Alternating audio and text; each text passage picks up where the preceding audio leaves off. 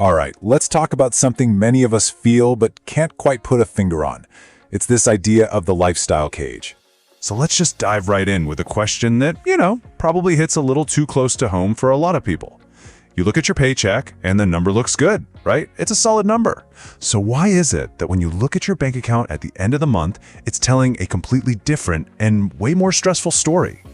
I mean, you followed the playbook to a T. You got the degree, you landed that respectable corporate job, you're earning what you're supposed to be earning, and yet that financial freedom, that wealth you thought you'd be building, it just feels like it's always just out of reach. Okay, so here's the big misunderstanding, where I think we all get it wrong. We think we have a math problem. We think, oh, if I just made 10% more, everything would be fine. But the real issue? It's not on a spreadsheet. It's in our heads. It's all about our behavior, about social pressure. It's about the psychology that's really driving the ship. So, let's start by figuring out where the money actually disappears to, often before we even get a chance to think about it. You can think of this as an invisible leak, or what we're going to call your lifestyle floor. Let's use a real-world example, okay? Imagine your take-home pay, after taxes, is about $4,500 a month. By all accounts, that's a success, right? But this is exactly where the subtle pressures of that success start to kind of work against you. Just look at how quickly that solid income gets eaten up. Rent in a decent neighborhood, boom, $1,600.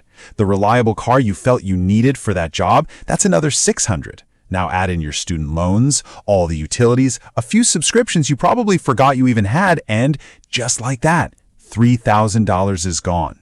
And that's before you've even bought a single bag of groceries.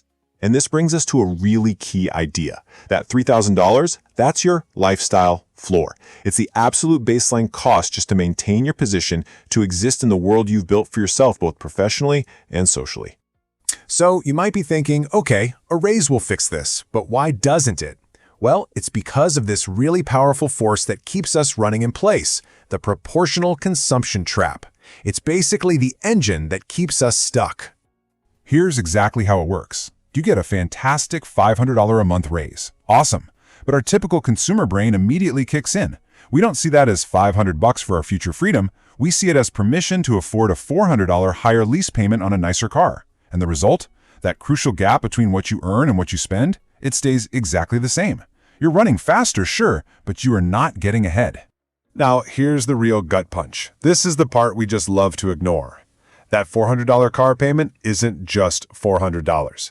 If you invested that money instead, even with a pretty conservative return, that one decision over a decade cost you nearly $70,000 in future wealth. I mean, that's the trade, plain and simple.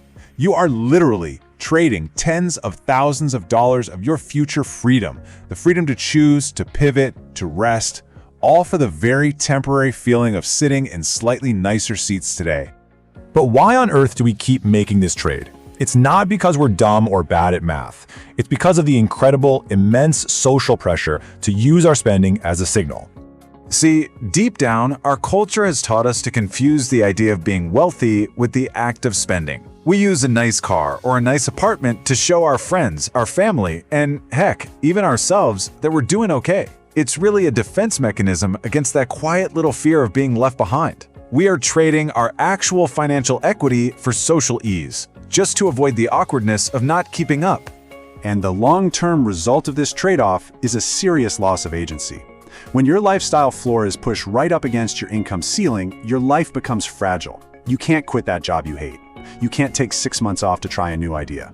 You've essentially built yourself this beautiful, comfortable cage, and you've spent all your energy polishing the bars until they shine. Okay, so that's the bad news, but there is a way out. It just requires a complete paradigm shift in how you think about money. And it all starts with understanding that true wealth is what you don't see. Just look at this slide. The old mindset sees a paycheck as a permission slip to go spend more. But the new and much more powerful mindset sees that exact same paycheck as a tool to buy back your single most valuable asset, your time. This means we have to completely redefine what wealth is. It is not the fancy stuff you own. No, true wealth is the car you didn't buy. It's the first-class upgrade you passed on. It's living in a house that's a little smaller than what the bank told you could afford. True wealth is the unspent money that's quietly working for you in the background. Financially intelligent people, they focus on one metric above all others: the gap. That's the space between what they earn and what they actually spend. Their entire goal is to make that gap as wide as humanly possible. Because that gap, that is the source of all freedom. And that leads us to the way out of the cage. And it's not loud, it's not flashy, it is a quiet path to real freedom. And let's be really clear here. This is not about a miserable life of deprivation. It's about empowerment. It's about realizing that in a world full of things you can't control, like the economy or the market, your personal spending behavior is the one incredibly powerful lever that you do control. So ultimately, we're right back where we started. The math of building wealth. Spend less than you earn, invest the difference. It's unbelievably simple. It's overcoming that deeply ingrained psychology of status. That's the hard part.